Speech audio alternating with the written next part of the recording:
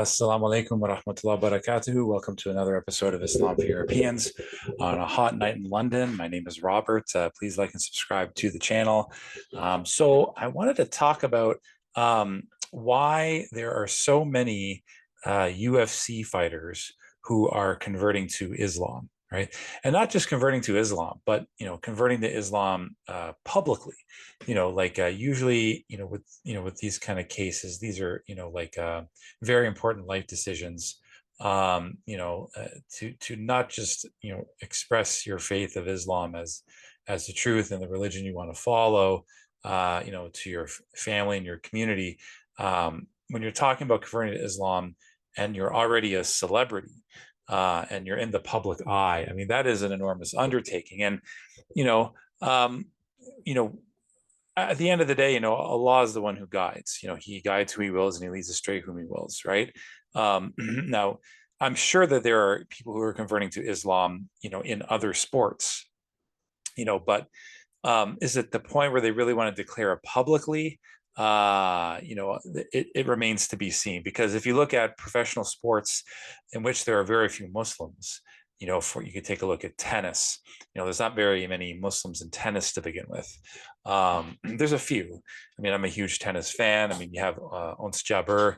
You have not that many actually. um, but it's not an environment. It's not a social sphere in which there's a presence of Islam. And I think what I'm getting at as the theme for this video is that this is another way that we can challenge the Madinah model, because the Madinah model falsely presupposes that everybody's living in the same social sphere, right? And that's the way it was in Madinah, basically, with a few exceptions. But we know that this is not the case in the 21st century West. People, they identify with certain groups based on shared nationality, shared culture, shared ethnicity, shared language. And this is why you see people from different, cultural or ethnic groups converting to Islam and staying in Islam more often than others, right? And we've talked about those types of divisions, but there's also other types of groupings or social networks that are based on commonalities that aren't related to things like ethnicity. Sports, for example, no matter what country you come from, no matter what your background is, if you're a tennis player, there's kind of like this shared culture. There's a shared culture of tennis. Like there's shared etiquettes. Same thing goes for hockey, baseball, you name it. I mean, any sport is going to have, I guess a code, like an ethical code, and like a shared culture among those sports players, right? So now I'm going to talk about why this is in MMA. So why are people referring to Islam in MMA? That's going to be the subject of the next part of this video, inshallah. Yeah, so I really think that it's not just about having other Muslims around you in your cultural sphere. In this case, your sports sphere, right? I think that's important, because when people convert to Islam, they're going to face, like a whole bunch of different challenges, right? And you want people within that social sphere who are going to be able to meet those challenges, right? Like I'm sure there are people who are hockey players, who convert to Islam, right? But professing the faith and believing that the Quran is the word of God, and believing that there's only one God, Allah, and Muhammad is his final messenger, peace be upon him.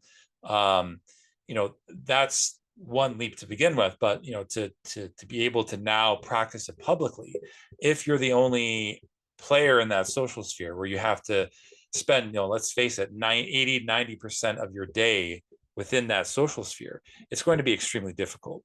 And I don't think mosques can supplant that. How can a mosque or any Islamic organization take a hockey player who's converted to Islam and say, let's provide him the resources necessary, so that he can be a practicing Muslim in the hockey world? I mean, that would be a huge undertaking. But with MMA, you already have many Muslims, not just the fighters themselves, but the people around them, trainers, coaches, um, you know, like uh, support staff, um, people who deal with the press, I'm sure there's many people who are already Muslim who are all involved in MMA. So you're reaching, this kind of, so people who are interested in Islam, they not only think that they can convert, but also they know that, when they convert to Islam, they're going to have people who are going to catch them when they fall, right? And you're not going to get that with a mosque. You're not going to get that with an Islamic organization. You're not going to get that with the Tablighi Jamaat. These people, even though they're very nice and very friendly, and they can provide at least some services, they're never going to enter your cultural, or in this case, your sports sphere, right? So I think that's why you see a lot of people in, UFC or MMA in general who are converting to Islam from all backgrounds. You even see a lot of white fighters convert to Islam because, the Anglosphere, it's very difficult to convert to Islam publicly in the Anglosphere because, you're usually going to be the only Muslim within your cultural sphere.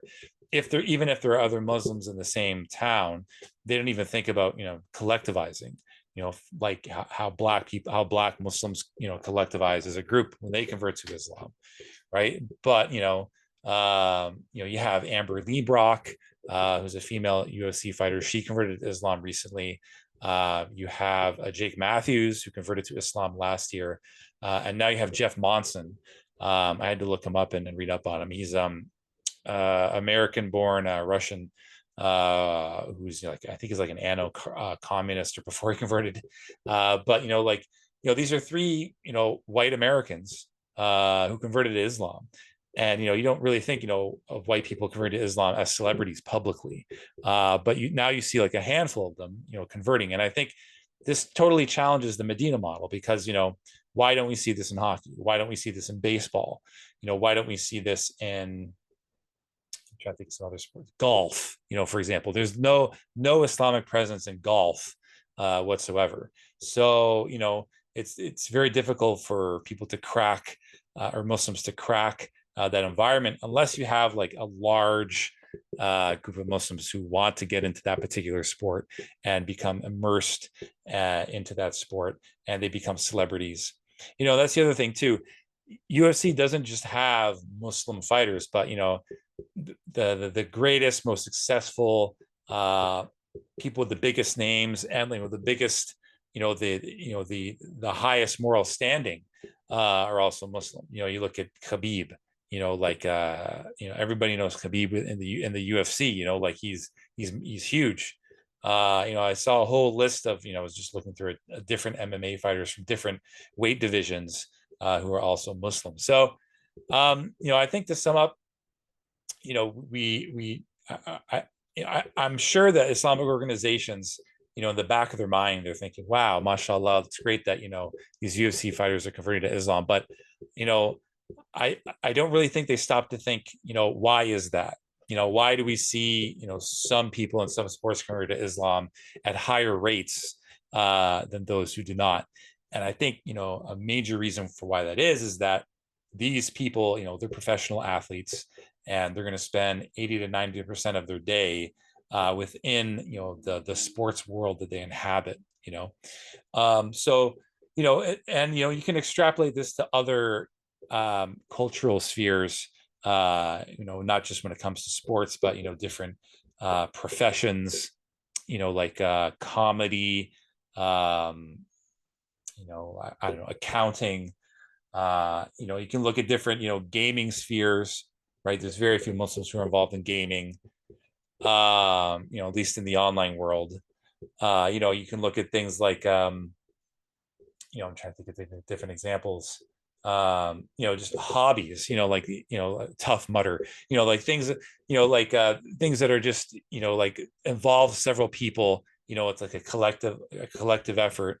People are not socially atomized anymore. They're grouping together based on a shared, sport or game or, or system or profession, in which there's like this certain sense of like, like an ethical code, like a different sense of etiquettes, right? And there's like lore involved as well.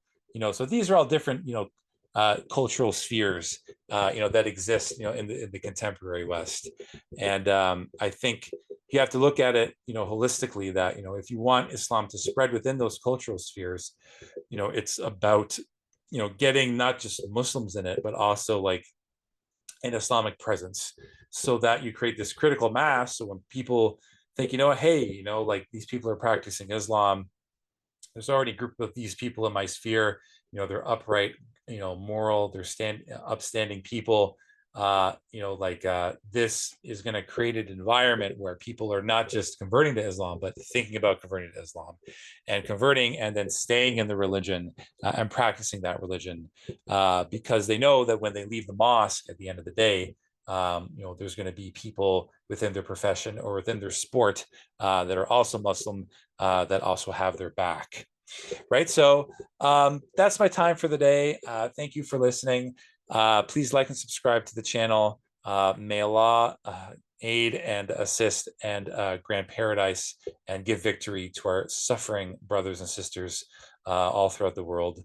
And we're almost at 2,000 subscribers. So hopefully we can achieve that milestone, inshallah. But I just want to give a warm thanks to all the people who supported Islam for Europeans throughout the years. I know we're a small channel, but it really makes me smile that we're going to achieve a good milestone of 2,000 subscribers. So inshallah, this channel will grow and grow for years to come. So that's my time for the day. Assalamu alaikum wa rahmatullahi wa barakatuhu.